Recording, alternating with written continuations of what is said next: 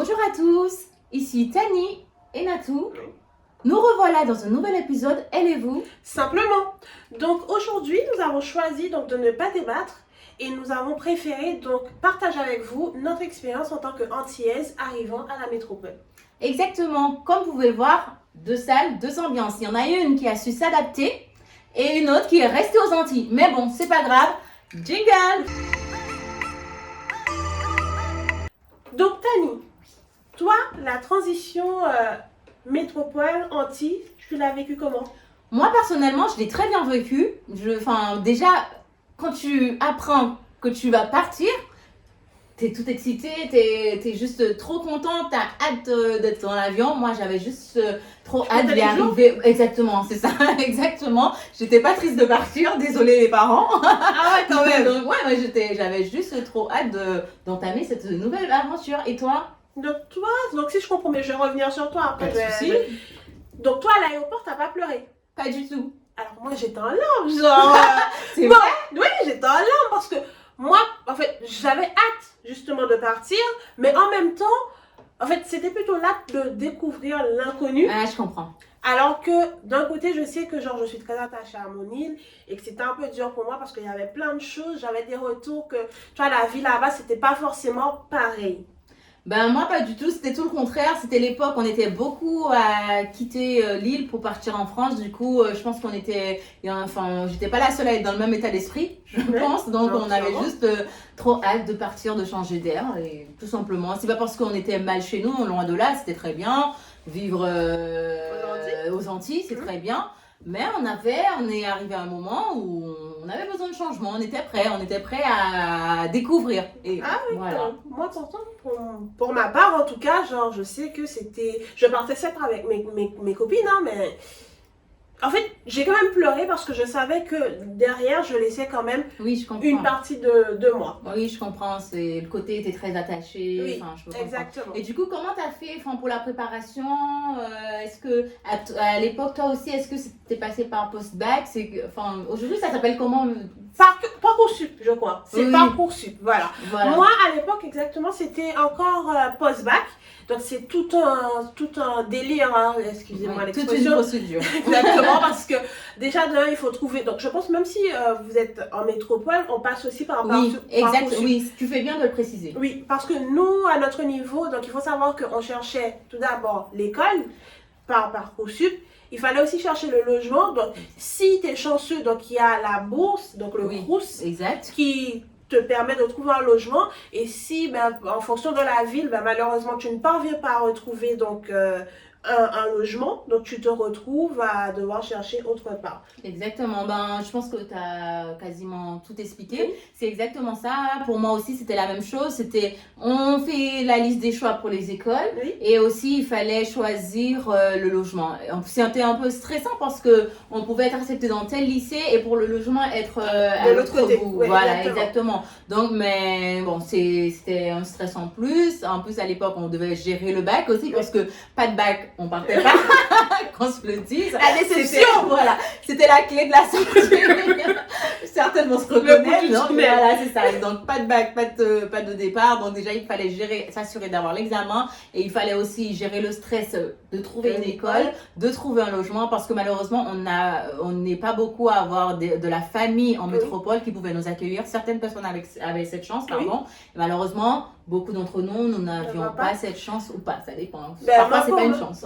Désolée. Moi, pour ma part, en tout cas, je sais que j'avais de la famille, donc je ne m'inquiétais pas forcément pour cette partie-là. Moi, ce qui était plus inquiétant, c'était de trouver une école. Parce que, je vais le dire clairement, je ne stressais pas au niveau des notes, mais au niveau du comportement, on nous avait dit qu'à l'époque, c'était pris en compte, en tout cas, pour avoir une acceptation. Donc, d'où le fait que j'ai tout fait pour ne pas avoir ce problème-là. Contrairement à toi, moi, c'était même pas le comportement. Nous, on nous mettait vraiment la pression, c'était par rapport aux notes. Parce qu'on nous faisait vraiment comprendre à l'époque le niveau en métropole par rapport aux Antilles, à Saint-Martin, c'est oh là là. C'est vrai? Oui, mais nous, c'était franchement, non, ils nous disaient, essayez de diversifier un peu vos choix parce que enfin, Au le niveau- niveau, les notes. Enfin, C'est beaucoup plus élevé. Mais nous, à notre niveau, c'était vraiment pour l'acceptation, en tout cas, il fallait qu'il y ait les notes, bien sûr, puisque si tu arrives avec 0 et qu'on te dit que tu es une bonne élève, genre, ça rentre quand Oui, même je pas. Mais aussi, le comportement était quand même un atout majeur ou un atout principal pour pouvoir donc décider si oui ou non il y avait Très l'acceptation. parfait. Mais du coup, dis-moi ce qui t'a le plus choqué parlant du présent. Oui. On a beaucoup parlé des Antilles, c'est bien, il fait beau, il fait chaud. Ouais. Mais à ton arrivée, qu'est-ce qui t'a choqué? Où t'as rencontré? À quel endroit t'as vraiment eu le plus de difficultés? Alors, moi, je vais donner une petite anecdote. Alors, moi, à mon arrivée en France, bon, moment blédard, je l'ai dit déjà. Je suis arrivée et je sais que c'était au courant du mois d'août. Donc, je suis arrivée et franchement, on était au niveau du parking. Donc, il y a eu la famille qui est venue me chercher. Et je suis là, je parle avec ma copine, je me dis, waouh, mais même au niveau du parking, ils ont la clim aussi, c'est un truc de ouf. Waouh, la France, c'est un autre level. Je savais. Je dis maintenant, j'ai tellement. En fait, c'est pas que j'ai honte parce que ça me fait tellement rire de me dire que, en fait, j'ai vraiment cru qu'il y avait de la clim parce que, en fait, j'étais pas habituée au froid, tu vois. On est vraiment passé du 29 degrés au 14 degrés d'un coup et j'ai cru que c'était franchement la clim. Je pense que vous êtes dans le même état que moi et que vous avez apprécié l'anecdote. C'est aussi ça, et vous, on est en toute transparence avec vous. Exactement. Voilà. C'est des expériences, c'est une expérience. Mais j'ai dit, j'ai prévenu, moment blédard. Voilà, donc ça arrive. Donc, pour répondre à la question de manière plus sérieuse, en soi, pour ma part, ce qui m'a le plus choqué, c'est que je ne m'attendais pas forcément à la solitude. Ah. Parce qu'il faut savoir que quand on parle des Antilles, tout le monde n'aura pas forcément la même difficulté que moi. Mais moi, pour ma part, je sais que quand je suis arrivée, certes que j'avais de la famille, mais ils étaient dans une autre ville. Moi, j'avais choisi de me rendre dans une ville pas trop éloignée, mais c'était pas à côté non plus. Et je me suis retrouvée toute seule, alors que habituellement, il y a maman, il y a papa, il y a les frères, il y a les soeurs et tout. Donc la solitude, j'étais pas du tout préparée. Et toi? Ah, mais tu vois, ça c'est tout. Enfin, la solitude m'a jamais fait peur. Oui. Enfin, à l'âge, en grandissant. Oui. Moi, c'était pas du tout la solitude. En plus, à l'époque, quand moi je partais, on était beaucoup. On dirait, on s'était donné rendez-vous à Paris. Donc vraiment, on se voyait beaucoup. Ouais, voilà, on se faisait des sorties en week-end. Enfin, on se voyait beaucoup. Oui. La solitude, je l'ai pas trop ressentie. Certes, il y avait le manque des parents, de la famille, mais cette partie-là, je l'ai pas vécue. Moi, à mon arrivée, je suis arrivée en mi-août, un peu comme toi. Mais moi, je pense que c'était la température. Parce que moi, je suis arrivée vraiment en mode antillaise, petite robe, des sandales. Parce que je me suis dit, on est en août en fait. Bah oui, On est en août, donc on m'a dit en août, c'est l'été. Moi, j'y ai cru. Je connaissais pas encore, attention. Et j'arrive, il pleuvait, mais grisaille comme jamais, mais vraiment. Et je crois que ce moment-là, j'étais toute tremblante, mais vraiment tremblante. Je l'ai très mal vécu. J'ai passé une semaine, j'étais comme... J'avais rien. Rien du tout. Genre, t'es venue comme moi, on était quoi. Voilà, exactement. Donc j'ai retenu la leçon, d'où mon pull aujourd'hui. Moi, je refuse. Franchement, je refuse de changer. Non, mais pour être beaucoup plus sérieuse en Moi, soi, j'ai une question, excuse-moi de te couper. Pourquoi Paris? Enfin, pourquoi la France? La France, la Voilà. métropole. Ben, il faut savoir que d'où je viens en soi, je vais le dire clairement, j'ai pas honte de le dire, je viens de Saint-Martin. Donc il faut savoir qu'à l'époque, il n'y avait pas forcément d'autres options qui se présentaient à nous si on souhaitait continuer nos études. Après le lycée, donc après le bac, on devait donc quitter l'île pour se rendre donc soit dans les Caraïbes ou soit en métropole. Moi, j'ai choisi la métropole parce que ben voilà, à l'époque, ben, avec mes copines qui y allaient, j'avais de la famille et puis c'était plus grand, je voulais découvrir autre chose, avoir une autre mentalité, donc j'étais à fond sur la métropole. D'accord, ben pour une fois là on est d'accord, on est du même avis. Enfin pour le coup vraiment comme elle a dit à Saint-Martin malheureusement à l'époque là ça s'est un petit peu plus développé. Beaucoup plus. Mais à l'époque si on voulait continuer après le bac il fallait partir soit dans les îles voisines comme la Guadeloupe ou la Martinique. Ou sinon, c'était directement la France, après aux États-Unis, Canada, selon les choix. Donc, nous, enfin, moi, comme Natou, j'ai fait le choix de la France. Parce que déjà, les films de Noël me vendaient du rêve, qu'on se le dise. Mais c'est pas du tout comme ça. Exactement. Donc, en plus, à l'époque, j'étais pas venue auparavant en France. Enfin, les îles, je me disais, je connais, c'est bon, c'est comme à Saint-Martin, on a vite fait le tour. Et du coup, pour moi, la France, pour moi, c'était le changement, voir la neige, blédard, désolé. Voilà. Mais, Donc vraiment, ouais, c'était ce côté découverte. oui. Mais justement, tu vois, comme tu le dis, au niveau film, ben, ça nous a vendu du rêve. Mais honnêtement, franchement, j'ai eu cette déception quand je suis arrivée, mais j'étais déçue. Mais déçue, les gens, mais j'étais super déçue. Parce que c'est pas du tout comme dans les films. Hein. Déjà, la neige, mais je kiffe la neige hein, pour autant. Hein. Je vais pas cracher dessus. Déjà, il neige pas en décembre. Donc, ne vous faites pas prendre dans ça. Le 24 décembre, il n'y aura rien. Il y aura juste le foie. Rien d'autre. Vous serez juste en doudoune. Il n'y aura pas de neige. Et pour revenir de manière plus sérieuse, en soi, donc, l'image qui est donc vendue au niveau et à travers des films, c'est pas du tout la réalité. Hein. Je sais pas. Voilà. Non, non, t'as tout dit. Franchement, j'ai rien à rajouter. Mais c'est pas pour autant que je n'aime pas les films de Noël. Ça, c'est une petite parenthèse. Mais c'est vrai que oui, je me voyais le 24 me lever, ouvrir la fenêtre, voir la neige, le 25 sortir, il y a la neige, ambiance Noël. Enfin, donc voilà, on va pas s'attarder là-dessus. Enfin, voilà, C'est quoi. pas pareil. Enfin, c'est pas la réalité. Mais bon, du coup, moi, j'ai encore une question. Oui. Est-ce que tu regrettes ton choix? Franchement, avec du recul en soi, je ne dirais pas que j'ai regretté mon choix. Tu vois, parce que ça m'a permis, donc déjà de là à l'heure actuelle, j'ai une autre mentalité. Je sais que demain, genre, je retourne aux Antilles, j'aurai pas forcément la mentalité qu'il y a actuellement, puisque j'ai vu autre chose, j'ai connu autre chose, j'ai une autre vision de la vie.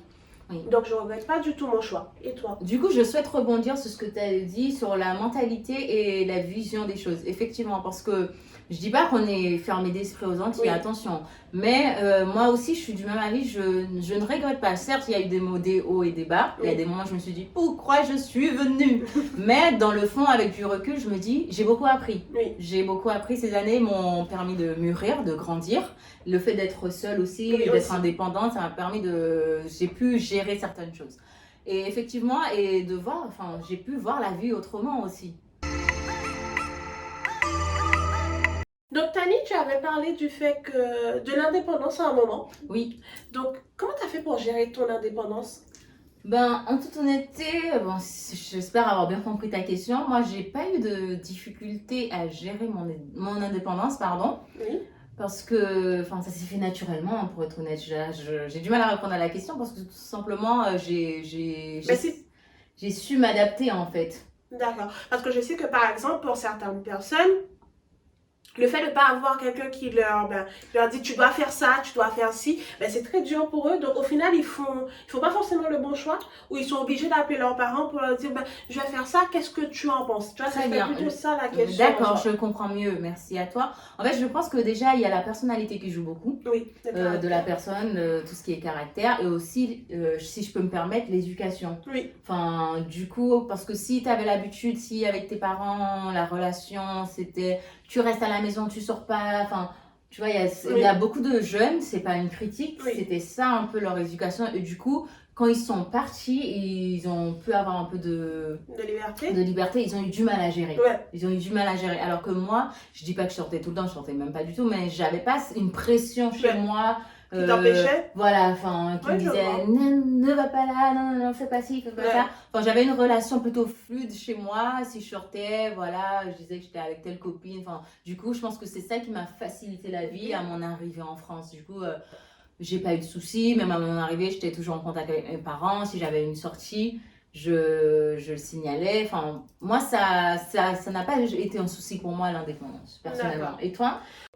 Pour répondre à la question, donc, au niveau de la gestion de l'indépendance en soi, ben, je suis tout à fait d'accord avec toi. C'est tout d'abord par rapport à l'éducation, puisque moi en soi, personnellement, mes parents n'étaient pas forcément, m'empêchaient pas forcément de sortir. J'étais pas emprisonnée chez moi et j'avais le droit de faire ce que j'ai envie, avec une certaine limite, bien sûr, en justifiant ce que je fais aussi. Mais donc, une fois que j'ai eu cette indépendance en soi, que je n'étais plus chez mes parents, j'en ai pas abusé. Concrètement, d'accord? Ben, tant mieux, enfin, vaut mieux que ça soit dans ce sens-là. C'est vrai que c'est pas le cas pour tout le monde. Il y a des jeunes, ils ont du mal, le fait d'être libre, d'être maître d'eux, enfin, voilà, de gérer à quelle heure je sors, à quelle heure je rentre. Il y en a, ils ont eu du mal, enfin, à doser. Voilà. Et du coup, tant mieux, c'était pas le cas pour nous. Mais c'est vrai que tout le monde n'a pas cette chance. Exactement. Voilà. Pour conclure, donc quel conseil en soi aurais-tu apporté aux nouveaux arrivants? Parce que effectivement, là, on est toujours depuis octobre. On sait qu'il y a des gens qui sont arrivés en septembre, août, qui viennent des Antilles, que là, en plus, il fait pas très très beau, qu'il fait froid. Quels sont les différents conseils? Déjà, par expérience, renseignez-vous vraiment sur la météo le jour de votre voyage, le jour de votre arrivée. Ça a été un traumatisme. Oui, voilà, je m'en remets toujours pas. Donc, renseignez-vous bien sur la température pour ne pas tomber malade aussi, tout simplement. Et faites un point avec vos parents avant de partir, bien se mettre d'accord sur certaines choses. Et puis, malheureusement, on aura beau se préparer à l'avance, mais il y a des choses, il faudra improviser, exactement. Il faudra apprendre, il faudra faire le taf. Voilà, exactement, t'as tout dit. Enfin, donc, restez vous-même aussi. C'est pas parce que vous changez, surtout, c'est pas parce que vous changez de pays ou de continent ou même de planète, je rigole, mais restez vous-même et gardez vos valeurs. C'est super important. Exactement. Ben, moi, pour ma part, le conseil que j'aurais pu apporter, tout d'abord, alors, je sais que quand on vient d'arriver, que surtout quand on vient des Antilles, les magasins ne sont pas forcément pareils. On découvre des nouvelles choses. Parce que moi, pour ma part, j'ai été pris dans ce truc. Et toi aussi, je pense. Quand tu arrives, vu qu'il y a des nouveaux magasins, tu t'empresses d'acheter tout. Il faut savoir que, voir votre niveau, le style que vous avez actuellement, généralement, ce style change avec le temps. Donc, n'allez pas dépenser 3 000 € acheter des nouveaux vêtements que vous n'allez plus porter 3-4 mois après. D'accord, c'est le premier conseil. Ensuite, préparez-vous un maximum au froid. Apprenez à manger et à cuisiner correctement parce que il faut savoir que les fast-food ici sont beaucoup plus proches de chez nous et qu'on grossit avec le froid. Donc, moi, je parle crûment parce que je sais que ça m'a fait un choc quand je suis arrivée. J'ai pris du poids, mais d'une manière... j'ai pas les mots. Vraiment, c'était horrible. C'était son petit moment de confession. Elle en avait besoin. J'ai un problème avec la bouffe, je suis désolée. Non, mais plus sérieusement, donc il faut faire attention donc avec comment votre budget en soi, parce qu'il faut savoir que là, il n'y a plus maman et papa qui est en train de payer le loyer. Là, c'est vous qui allez gérer. Donc, facilitez la tâche à vos parents, sachez gérer les choses. Après, je ne dis pas que ça va arriver tout de suite parce que jusqu'à maintenant, il y a des gens qui ne savent toujours pas le faire. Mais déjà, apprendre à doser et savoir ce qu'on veut et ce qu'on ne veut pas. Garder ses valeurs aussi. Je reprends ce que Taniel a dit. Garder ses valeurs et surtout, n'oubliez pas pourquoi vous êtes venu. Si vous êtes venu pour vos études, faites vos études. Vous pouvez toujours vous amuser parce que l'amusement n'empêche pas de réussir. Mais sachez doser, justement. Ne pas se laisser influencer et surtout ne vous fâchez pas quand vos camarades de classe vont se moquer de votre accent. Voilà, voilà, je tenais à le dire, c'est important de le préciser parce que j'ai beaucoup été, c'est pas victime, non pas du tout, j'ai beaucoup... été moquée? Bah oui, après moi je l'ai pris à la rigolade, voilà, en fait, quand on est aux Antilles, on se rend pas compte qu'on a un accent. Oui. En fait, c'est ça, je savais même pas que j'avais un accent en arrivant ici et mes camarades de classe, même mes collègues on a profité pour me faire pas mal de blagues, mais bon, c'était bon enfant, voilà. Oui, c'était pas méchant. Mais après, là, effectivement, donc on a cet accent. Après, moi, personnellement, excusez-moi, pour ma part, moi, mon accent, je le kiffe énormément. Je ne veux pas la lâcher, cet accent. Je refuse. Donc, c'est pour ça, à chaque été, donc, tant que je peux rentrer, je rentre pour pouvoir, tu vois, me défranciser, redevenir antillaise, reprendre l'accent. Et c'est bon enfant en fait en soi pour rigoler. Bien sûr. Et bon courage à tous les jeunes qui viennent d'arriver. Je sais que c'est pas facile au début, mais vous allez y arriver. Si on a pu s'en sortir, vous aussi, il n'y a pas de raison. Clairement, si j'ai pu m'en sortir les gars, il y a de l'espoir. Exactement. Bon, sur ce, on vous souhaite donc plein de bonnes choses. Une très bonne rentrée, beaucoup de réussite dans vos vies et dans vos projets. Et à très vite. À très bientôt, bisous. Attends, t'as pas oublié quelque chose? Donc, n'oublie pas de liker cette vidéo tout d'abord, puis par la suite, abonne-toi donc à Insta, YouTube et TikTok. À la prochaine fois.